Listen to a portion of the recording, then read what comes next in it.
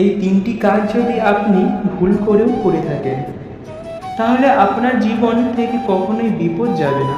1 নম্বর, নিজের আপনজন কোনো মানুষকে কিংবা নিজের বন্ধুকে আপনি যদি টাকা ধার দিয়ে থাকেন, তাহলে আপনার টাকা চাইতে গিয়ে আপনি তার কাছে একসময় শত্রুতে পরিণত হবেন।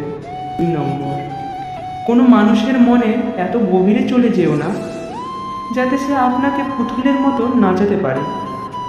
মানুষকে ভালোবাসো, কিন্তু এতটা ভালোবেসে ফেলো না যে একসময় আপনাকেই কষ্ট পেতে হবে। 3 নম্বর, কাউকে বিশ্বাস করে নিজের গোপন কথাগুলো বলে দিও না, কারণ একটা সময় পরে সে সেই কথাগুলো তুলে আপনাকে বদনাম করার চেষ্টা করতে পারে।